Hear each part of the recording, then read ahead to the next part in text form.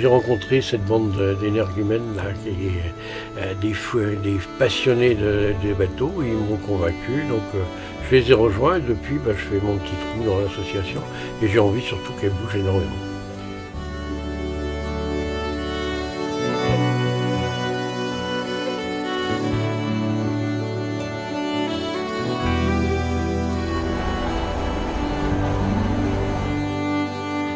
Là, tu es vraiment partie prenante dans les projets, dans le déplacement du bateau aussi. Mais j'ai senti surtout chez Claude et quelques autres cette envie que elles ne soient plus des berniques, comme dit Claude.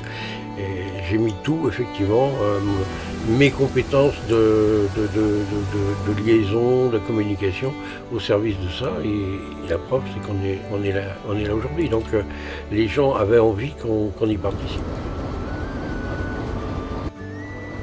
Voilà comment on prend un icus quand on est apprenti. Si je suis apprenti comme ça ira.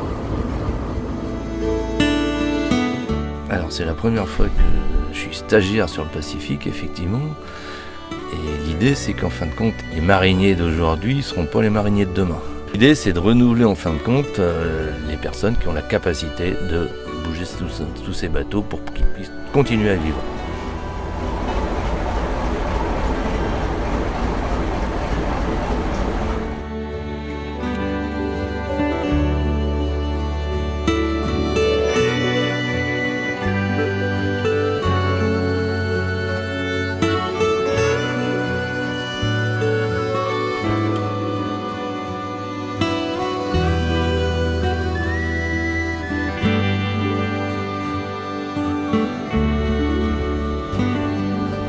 En haut. Comment on va pas pouvoir descendre?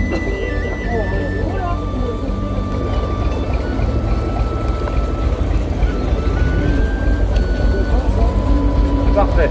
T'as été parfait sur ce coup-là. Vous avez sorti les glaçons là ou pas? Les saucisses sont réveillées ou pas? Regarde où tu vas.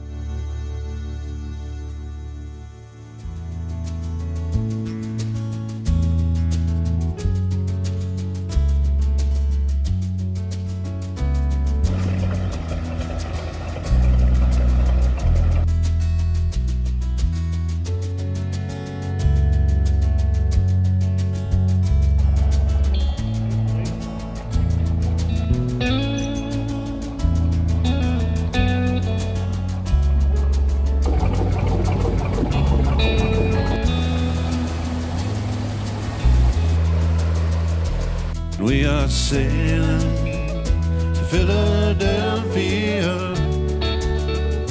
a world away from the cold late time. Sailing to Philadelphia to draw the line. Mason, Dixon line.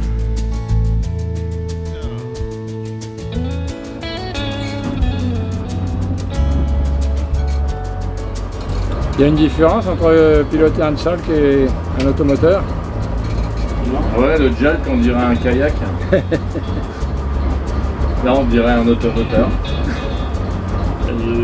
On va faire plusieurs navigations comme ça pour qu'il y arrive. Hein. Parce que là, c'est juste. Hein. Ouais, j'ai 2 fois le permis parce qu'il m'a donné la moitié du permis 4 fois déjà. Mais je sais pas ce que ça veut dire en fin de compte. Ah non, j'ai un doute. Donc il faut que les bateaux ils naviguent pour qu'ils s'améliorent. Donc les bateaux naviguent, on va rester comme des poires. Hein. America be free. A Geordie and a baker's boy in the forest of the Iroquois. Well, now hold your head up, Mason. This America lies there. Je suis partie de Port-Launay pour faire le canal en vélo. Donc, je me suis donné un mois, donc je prends le temps, je m'arrête, je fais des rencontres. Et donc là, tu as rencontré les fous furieux du Pacifique? Et voilà, j'ai rencontré les fous furieux du Pacifique. Je suis arrivée un soir avec mon vélo, ils m'ont invité à leur table et puis ensuite sur le bateau. Et donc pour les remercier, je leur fais des petits dessins. We are sailing to Philadelphia,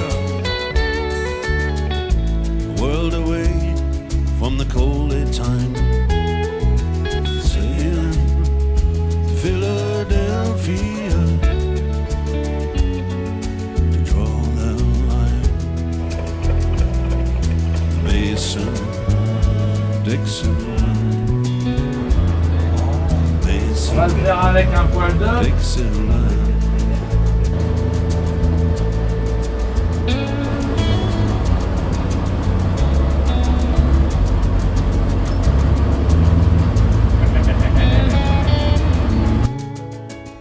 On dit que le canal est monotone. Enfin, les gens qui ne l'ont pas fait trouvent que c'est quelque chose de monotone. Quel regard tu as, toi? Ah non, non, c'est vraiment, tous les paysages sont différents, c'est calme, c'est jamais deux fois pareil.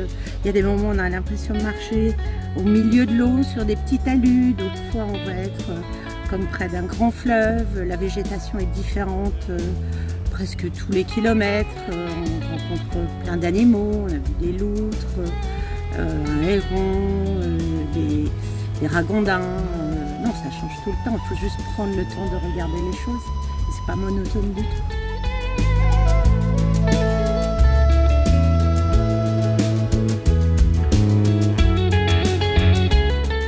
Je crois que l'arrivée aussi de Gwénolé Alain comme directeur du service patrimoine et culturel, il voit bien que du côté du fluvial, il y a quelque chose d'énorme à faire, d'autant plus qu'il y a quelque chose qui bouge. Il faut absolument qu'au Redon, carrefour fluvial du sud de l'île-et-Vilaine, y participe. Ou alors, je ne trouverais pas ça normal. Alors effectivement, l'évolution, elle sera que touristique et effectivement que de présentation, mais c'est un rappel de ce qui a existé et c'est l'objet du canal, c'est naviguer. Donc les gens découvrent avec d'autres moyens, que ce soit de vélo ou à pied ou autre chose, mais il faut absolument qu'ils puissent voir ces bateaux-là, naviguer et travailler et voir l'utilité du canal qui a été.